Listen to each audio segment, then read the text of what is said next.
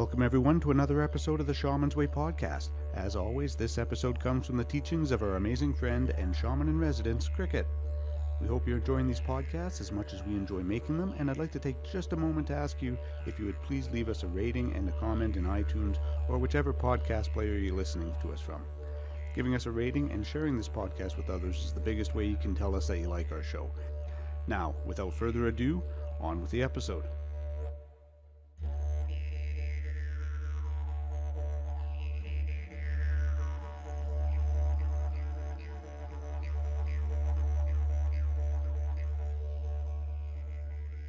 Well, hello to my constant listeners, and a very warm welcome to my semi-constant listeners, and a big warm hello to my brand new listeners. Thank you for joining us on Shaman's Way. This is the third and probably final, at least for a little bit, discussion on perception, being able to move between the worlds, shape-shifting our perceptions, shape-shifting our relationship with energy. Today, I'm going to talk about doing very specific exercises for this. Before I move into the exercises, I want to discuss some of the practical applications of what we're doing. The exercise that is more drawn out and is a longer exercise is one that requires a rattle and a drum and physical movement. I don't know how many of you have taken advantage of downloading the drum and the rattle tracks off of Shaman's Way. If you haven't and you think that this might help you during these exercises, please go ahead and do that. You just have to sign up for the newsletter. The other method I would recommend for you, if you are not going to use the drumming and rattle tracks provided, is to create your own. We all have our phones. Some of us, most of us have smartphones that can do recordings for you. I would recommend that you, if you don't want to use the recorded rattle and drum tracks, you create your own on your phone.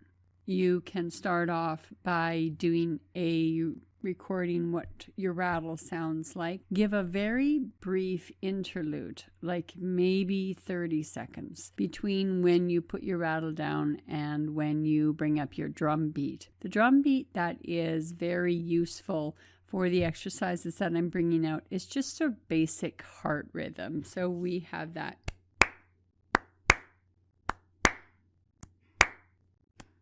It's a very simple rhythm, and it allows a different type of movement trance or trance to come about with it. And in doing so, we have then the drum and the rattle that are recorded on your phone.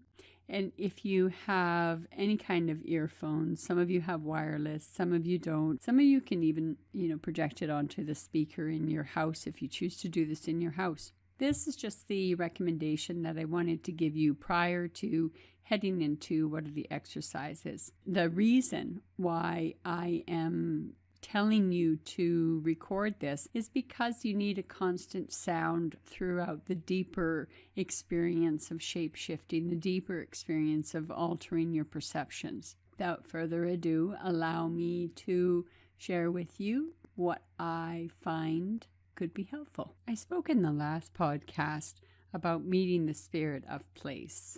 I've talked about meeting the different spirits when we go to different places. I've talked about doing journey work prior to traveling to a new country and introducing yourself to the spirits. So this is not really necessarily a new topic for us by any stretch of the imagination, you and my constant listener and my semi-constant listener. A method for meeting the spirit of the place is to use the Betwixt and the Between, which we've been talking about. This is a way to meet the spirit of a small self-contained space, such as a small forest, a meadow, even a creek bed. I would recommend that you bring in your drum or your rattle, whatever is you're more attuned to. to use the small drum or rattle because these sounds are traditional ways to call the spirits. They will also cover outdoor noises and help to keep your awareness focused, which is really important. If you have any kind of shyness or any kind of nerves, going outside into public can be quite intimidating. Doing something that is not accepted by the standard society can be quite intimidating. So using your drum or using your rattle where you may be looked at or seen, pointed at, sometimes that takes courage. However, I really encourage you to breathe in all the courage you can and do this because you are not connecting to a spirit of the place for a sense of drama or charisma, but you're doing this for a deeper spiritual connection. The person who walks by you on the trail or in that particular area that you are in is not focused on your own particular spiritual awareness growing, and it is highly unlikely that they particularly will involve any of their time or energy in ensuring that you do create a sacred and fulfilling bond. While sitting in the spot that you've chosen, select a place betwixt and between. We've talked about this before, but it involves a land speech feature and the spirit that you want to meet. For example, if the feature is an oak, focus on the place between the root and the soil. For a creek, select a place between the rock and the water. The reason that we're doing this is we're looking for that betwixt and in between. We're looking for the veil between the worlds. We're looking for that energy that allows us to slip in between. And I know I talked about in one of my previous podcasts about my healing of my eyes. And what I was thinking about that day was a quote from Carlos Castaneda. When you're looking at the tree, don't look at the leaves of the tree, rather focus on the shadow between the leaves. My intention that day was to change how I see things. And indeed, it ultimately did end up changed how I saw everything, because within just a matter of 24 hours or 48 hours, I was able to throw my Coke bottle glasses away. So as we sit in the spot, I talked about softening your gaze. That's a very important part in the second part of these instruction set, is to soften your gaze. What do I mean by soften your gaze? Softening your gaze allows you to step outside or away from the critical and the acute visions, the critical and acute way that we use our eyes. To soften the gaze is a way of relaxing the eyelids, relaxing the eyes themselves, allowing yourself to not specifically focus on any one particular thing, but just allow your eyes to gently acclimate to the wind, the weather, whatever is around you at that point in time. Softening your gaze also is a matter or a way of softening the perceptive self, the internal mind that is constantly scanning the horizon, scanning something in between. If we soften our gaze, we are asking that conscious mind that is forever seeking images and visions to just relax and to step back a bit, and that what we're seeing is not critical for the analysis or picking out one thing or another thing. What we're attempting to see is the place of nothingness. We're attempting to see between those hard, animate objects or those animate places. Using our critical mind, our critical thinking, isn't really going to help you in this. So the third part in this process is to observe the betwixt places within your breathing for a few minutes to prepare. Some of you, especially you, constant listener, you're probably rolling your eyes because I am yet again coming back to breath. I think breath is everything. I think breath is how we slow our mind. Many of us have panic attacks or have people in our life with panic attacks. And as much as we hate to hear it when we're in a heightened state, the only way we're going to bring our heightened state down is to relax and to bring some deep breath and to bring more oxygen into the body. As we sit between the observe, we observe our breathing, soften our gaze using our breath. Our breath helps us to relax. When I breathe, prior to really moving into the softening of the gaze, I tend to lift my shoulders up and back. I roll my shoulders in. I also practice a few breaths where I move my energy out. So when I suck in my breath, I bring my hands close to my body, and on the out-breath, I move my hands outward so that I'm creating a larger space around my body.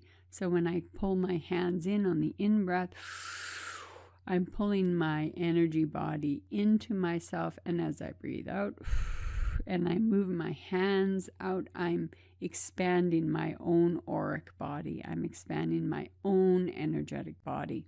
I find it very useful to take up more space when I'm moving into a spiritual place or when I want to move into a place of connecting. The reason I want to make my body bigger or my energy body bigger is so that it can be a larger receptor.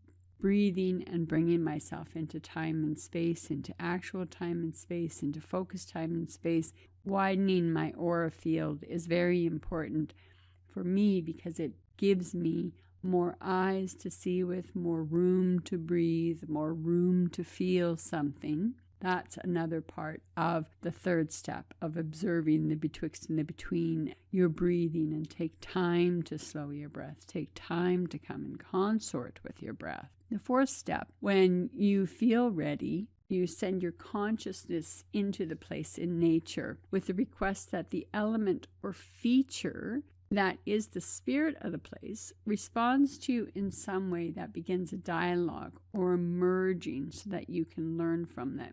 So let's unpack that for a moment. When you feel ready, send your consciousness into the place of nature, which actually sounds really redundant and kind of ridiculous. How the fuck do you send your consciousness anywhere? Well, constant listener, semi-constant listener, and brand new listener, the way that you do that is, wait for it, practice.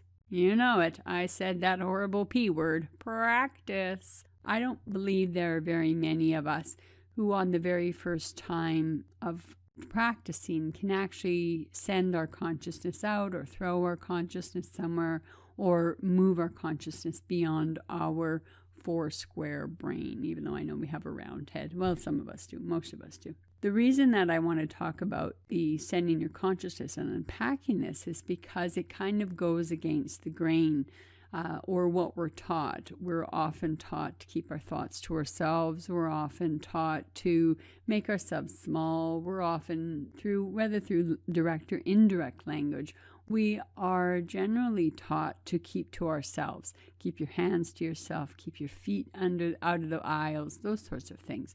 And even though those may not sound like they particularly apply to your consciousness, think about how limiting conversation and how limiting language affects the parts of us that are unconscious, affects the part of us that are going to be limited due to the unconscious programming that we have. In order to send your consciousness out, you have to accept, not believe, but accept that your consciousness has the ability to move beyond the hard structure called your skull. When we throw it or we put it or replace it or we merge with someplace in nature, it is a very subtle effect. Some of us have overwhelming effects and think, oh my gosh, this is so astounding, I can't even believe this. Where some of us are really hard-pressed to find out what it feels like. What does it feel like when my consciousness is somewhat beyond? It takes time to learn the symbols and the language of your own body. It takes time for you to figure out, is this just an itch or is this a moment or a task from spirit? Those are some of the things we can think about when we're doing the consciousness moving or the consciousness outside of the mind. The other aspect that I'd like to think about is I also like to use my hands as a way of helping myself move my consciousness. So as I breathe in, I use my hand so that my body can feel that ability of breathing in water. So as I breathe in, I move my hand towards my body. And as I breathe out, perhaps I put my hands by my eyes and I focus on moving my own consciousness out. So I use my hands and breath to help my consciousness expand. That doesn't make a whole lot of sense when you listen to it, but it may make sense when you actually sit down and try to practice that, moving the energy into the body using your hand and helping the energy of your body move out, expand its awareness and consciousness simply by using hands, simply with intention, recognizing how do I feel different when I do this versus how do I feel when I do nothing. We're requesting that the element or feature of that place respond to you in some way. Well, if you're unfamiliar with this, what is that going to feel like? One of the ways that I've been able to determine through the years what are my own conscious thoughts and what are the thoughts that I'm picking up from other things, animate or inanimate, is that the thoughts come too quickly for me to think them. I know that some of us think, well, I have lightning fast thoughts, that wouldn't help me at all. However, there is a very different quality of thought between what my brain manufactures and what I'm receiving from an outside source. That also takes practice. Dialogue is a word that can be construed to mean language in the form that I'm speaking to you. I'm speaking to you with language. I'm using my vocal box. I'm using all of the aspects of my mouth to create certain sounds, and that may be what we consider to be dialogue. Dialogue can also be an energetic relationship between you and what is outside of you. How many of us have used our favorite stones or favorite crystals or drums or rattles, and you can feel that energy coming off of them, or you can feel at least something is different. This is all part of putting that type of relationship into the category of dialogue. Recognizing something's different. Recognizing something outside of yourself is influencing the inside of yourself. Unpacking the fourth level or the fourth series of instructions for you gives you a little bit more to ponder. How does this dialogue with you? Can you merge with it? I like the energy effect of merging with something outside of myself, merging with the spirit of the water and feeling that coolness of the water, or the depth of consciousness, or the depth of unconscious pain. Those are all aspects that I associate with water. That's the dialogue I have come to it. The dialogue with wind for me is different. Wind I refer to as the wind horses, and I often, through the years of practice, I often have been able to figure out what the wind is trying to tell me. So the wind horses will tell me when rain is coming. The wind horses will tell me, as I've shared in other podcasts, at times the exact hour and even portion of the hour that the rain, the snow, or the hail is going to show up at. There are ways of dialoguing with different forms of nature. It takes practice, and it's another language. So it is also a matter of learning that language, assimilating that language, and incorporating that language into yours. So the wind horses may not speak English to me, but I do understand their words. I do understand their message intrinsically with a capital K knowing. So more of that clairvoyance or clairaudience coming into play. The last part of it is when you have ended your relationship or your dialogue or your discussion with the spirit, thank it and withdraw back into yourself. Now, how do we withdraw back into ourself? We withdraw back into ourself by calling back our energy. So that could be something as simple as you breathe in, you envision that your energy is returning to you. As you breathe in, you could use your hands in motion to actively gather things around you. I use my hands in the motion of running circles, so moving circles around. So as I do that, I also think about the winding of yarn or the winding of something. As you are pulling that energy back into you, use that breath. So breathe yourself back in, feel yourself merged, perhaps more present, more whole.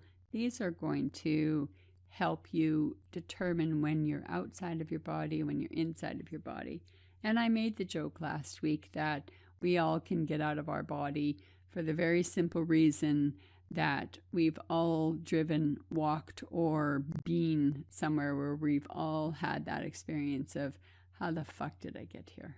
Or I don't remember taking that corner. Or man, I just lost 6 minutes of my life. I don't know where the hell it went. We have the natural ability to put ourselves outside of our mind. Now it's just a matter of learning the discipline to do that as well. The next part of Betwixt, in between, and perception exercises that I want to go into is more of an intensive shape-shifting experience.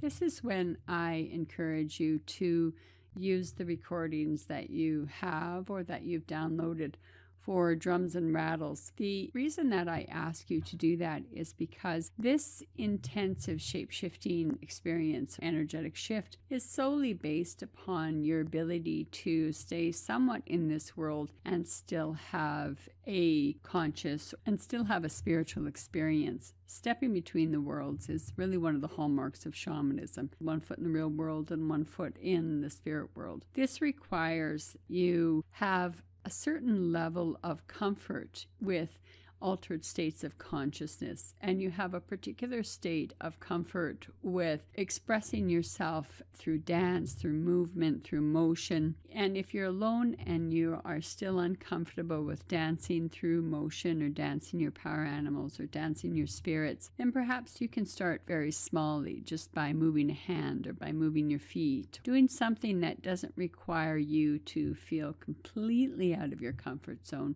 But I certainly will encourage you to push past whatever that comfort zone is for you. Often in journeys, we talk about merging or shape-shifting into your power animal. When we do extraction work, one of the first things that you're taught is to merge with the power animal that's going to help you do the extraction. The reason you merge with your power animal when you're going to do the extraction is so that your power animal does the work, not you. Your spirit kin is the one who takes on all of the other things that is in the person's body, does not allow your physical body necessarily to bring that in and make it its own. This is a longer procedure. It's almost verging on a ceremony in a way. This is the intensify the shape-shifting experience to help you acquire a deeper knowledge of what it means to be some other spirit form. One of the goals in the shamanic practice is to realize our oneness with all things, to remove the illusions that make us think that we are separate, isolated beings. The intensive work can be of great importance. So if you are working alone, this is where I recommend that you create your own drumming and rattling for this particular journey experience. If you are working with someone else or in a group of someone else, maybe someone else can drum for you, so you're not responsible and can fully lend yourself to the experience. You also have to have an approximate times for the beginning and ending of different stages. Sometimes I like to spend, the average shamanic journey that is taught through the Foundation for Shamanic Studies says 7 to 15 minutes is basically your journey. For each stage of this, I really recommend staying with each of the preparatory aspects through the dance aspects to be at least 10 or 15 minutes. The reason why I ask you to do that, practical purposes, it takes time for us to release our conscious mind and the critical mind and the judger mind.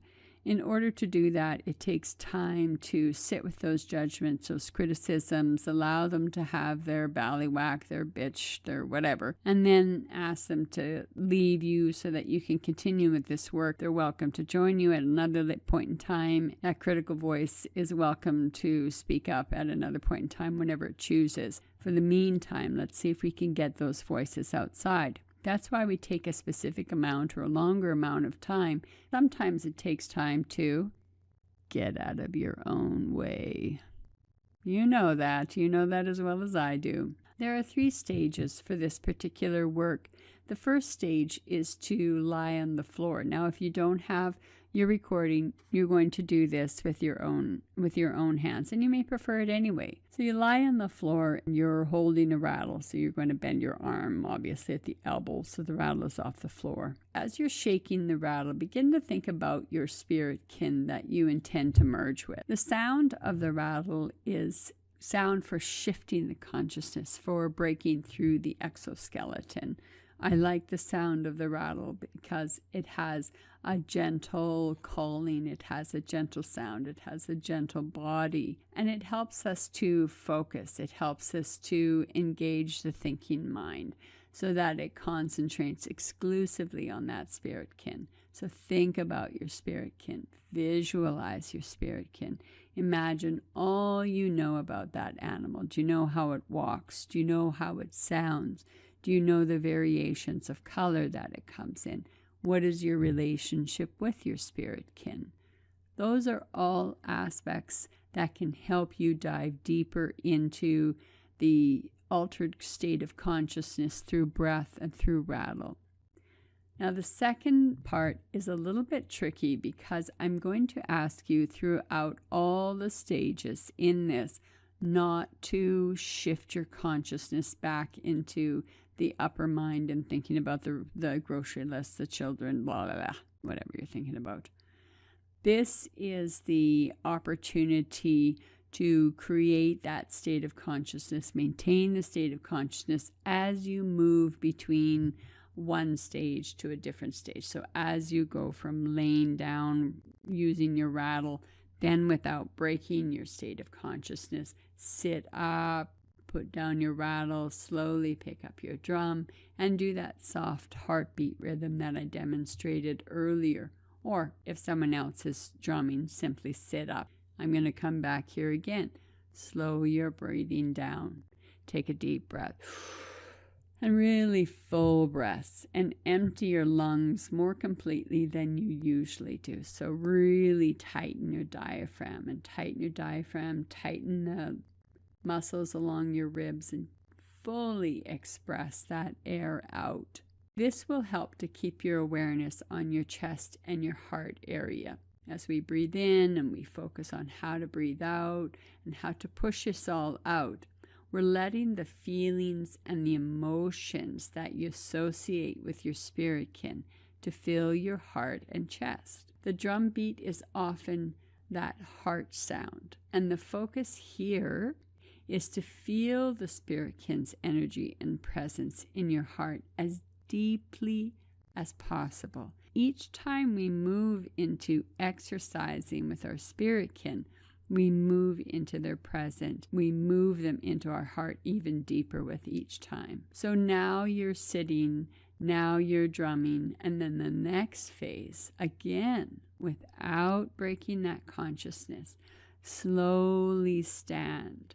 And if you're using your drum, use your own drum. If you're using the recording, then use the recording. If someone else is drumming for you, then drum for you. I personally like to have a bandana or an eye cover.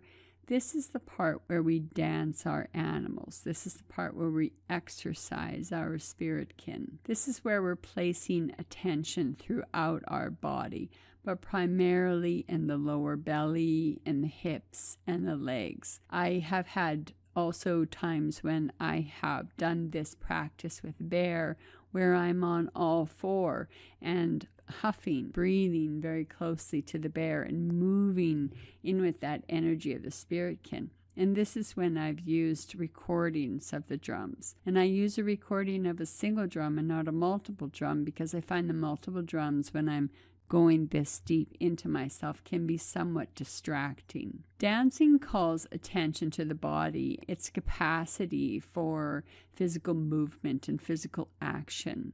I like to be aware of how my spirit kin's energy fills my entire body and directs the dancing by letting the spirit move within us. I have danced many of my spirit kin, and there are times when our bodies don't necessarily know how exactly our spirit kin moves, but you would be surprised how much care and attention your spirit kin provides for you, so that you honestly can feel the rhythm of the legs, feel the rhythm of the wings, feel those wings coming out of your back, feel your fingertips move into the tips of the wings and the feathers there. Each of these three stages engages a different level of consciousness. So the first with the rattle, you're dealing with your mind, We're getting the mind out of the way. The second, when we sit up and we really begin to breathe and slow down our breath and take full breaths and bring that awareness and bring that emotional relationship that you have with your spirit kin into your body. And then the third part of this, the third stage, is that body. And this is the actual dancing. This is that shape-shifting, intensive shape-shifting. When you have the ability to merge, to shape-shift with your spirit kin and be able to mimic and move, it does create a deeper relationship with the animal that you're working with or the spirit that you're working with. Never underestimate how much power spirit gives you when you are absolutely willing to use your body to house, to mimic, to relate to create relationship with. Don't underestimate how important that is to spirit. Don't underestimate the importance of you in dancing your spirit kin, in merging with your spirit kin, in shape-shifting. It is an invaluable way of moving through the world. It's an invaluable way of experiencing and exploring what is specifically around you. So once we're done with this, then we drop to the floor. So this is the fourth part for it, and this is the journey. So we've cleared our head, we've opened our heart, we've danced our spirits. Now we lay down on the floor, we drop to the floor, we release the physical tension in the body, and we begin our journey. But you're beginning the journey shape-shifted. So you really are already your spirit kin. And because of this, you may not need to go through your anchor spot. You may not need to go through the normal ways that you move into the spirit world. You may find that as soon as you lay down and that drum beat is going poof, you already are your spirit kin, and you already are in a different place in the spirit world. You've already done 45 minutes of preparation, so it makes sense. The threshold parts, so the anchor, that the falling slowly into the spirit world, the ascension or the descension or the movement outward, those are already happening. By the time you are in your journey, you should be fully merged or shape-shifted into the spirit kin. So you do not need to call it to join with you. So what is the purpose of this? It really is to learn how the animal experiences life. I like to think of how an animal experiences joy, how an animal has experienced upset. I have been in a situation merged with one spirit kin who was on the path looking for its offspring, which was an unusual thing. I certainly wasn't expecting to go into a journey to merge with one of my favorite spirit kin only to go looking for offspring it had that I didn't even know it did have. It reminds me the spirit world runs independent of me and not dependent on me. If you have a hard time accessing joy, and joy is not your first language, you may want to experience joy. Coyotes have great joy. Ravens have great joy.